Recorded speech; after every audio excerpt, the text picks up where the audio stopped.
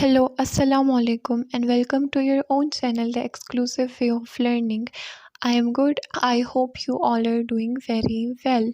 So, the topic of today is very fascinating, basic, and interesting. So, before going any further, please do subscribe my channel, hit that bell icon, and share this video with your friends and your fellows. आज का जो हमारे पास topic है हम उसमें देखेंगे कि English में अल्फ़ाबेट किसे कहते हैं, वॉवल्स किसे कहते हैं, कितनी अल्फ़ाबेट्स है, लेटर किसे कहते हैं, कॉन्सोनेंट्स हमारे पास क्या होती हैं, कैपिटल लेटर और स्मॉल लेटर में हम डिफ्रेंशिएट करेंगे, वर्ड क्या है, सेंटेंस क्या है. So just let's dive into those.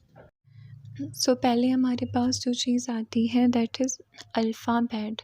So basically जो हमारे पास अल्फ़ाबेट वर्ड है वो ग्रीक के 2 वर्ड से आया है, लेटर से, which are the first 2 letters of Greek language which are alpha and beta. So अभी आपके दिमाग में ये क्वेश्चन राइज हो रहा होगा कि आपने तो ये बता दिया कि अल्फ़ाबेट का जो डेरिवेशन हुआ है वो किस लैंग्वेज से हुआ है, लेकिन अगर हमें कहीं इसे डिफ़ाइन करना पड़े या इसे एलाब्रेट करना पड़े तो हम किस तरीके से कर सकते हैं. So I am going to give you 2 ways by you can just introduce the alphabet to someone else. Alphabet are the basic tools of English language. You can say this, or you can say that a systematic table of letter is called alphabet. Alphabet को हम also हरूफ तहजी कहते हैं जो किसी ज़बान के अल्फाज को लिखने के लिए इस्तेमाल होती हैं.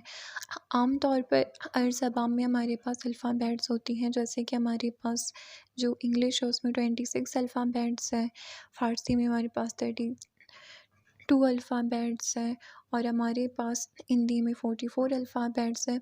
तो हर स्पेसिफ़िक लैंग्वेज के कुछ पार्टिकुलर अल्फ़ाबेट्स होते हैं. अगर हमें कोई सा भी लैंग्वेज अगर हमें लर्न करना है तो हमें पहले ये जो इसके बेसिक टूल्स हैं हमें इनको प्रॉपर्ली देखना पड़ेगा. तो चलिए देखते हैं अभी आगे वॉवल किसे कहते हैं, वो सेमी वॉवल्स क्या होती हैं.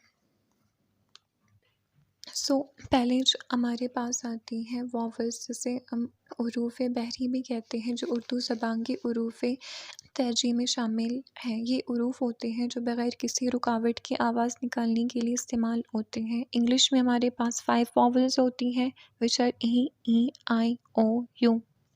सेकंड जो हमारे पास चीज़ आती है वो हमारे पास सेमी वॉवल्स होती है.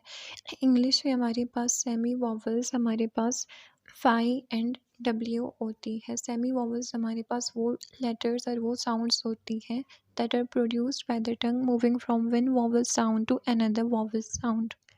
अगर हमारे पास सेमी वॉवल्स किसी अल्फाज के बिगनिंग में आए तो हम उन्हें कॉन्सोनेंट्स कहते हैं, जैसे कि हमारे पास एस है, वेट है, वाई है. अगर वाई एंड डब्ल्यू किसी अल्फाज के मिडल में या लास्ट में आए तो हम उन्हें वॉवल्स कहते हैं, जैसे कि शाई हो गया, cry, buy, how, to, now. Vowels और सेमी वॉवल्स के बाद जो हमारे पास चीज़ आती है दैट आर कॉन्सोनेंट्स.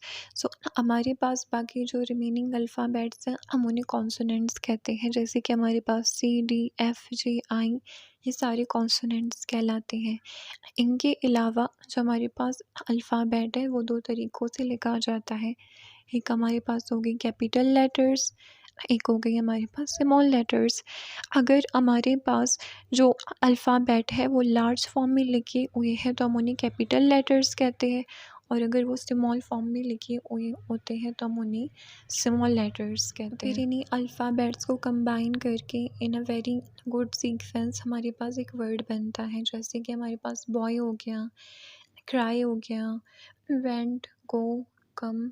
एंड अगर हम वर्ड्स को कंबाइन करें in a good sequence and in a orderable sequence तो वो हमारे पास फिर एक सेंटेंस बनाती है. सेंटेंस को हम उर्दू में जुमला कहते हैं, और जब सेंटेंसेस कंबाइन होती हैं वो पैराग्राफ बनाती है. इसी तरह फिर पैराग्राफ कंबाइन होकर एक ऐसे बनाती हैं. तो इसी तरह आगे जो इनका सिलसिला है वो चलता रहता है. So that's all for today. Thank you for watching this video and Allah Hafiz.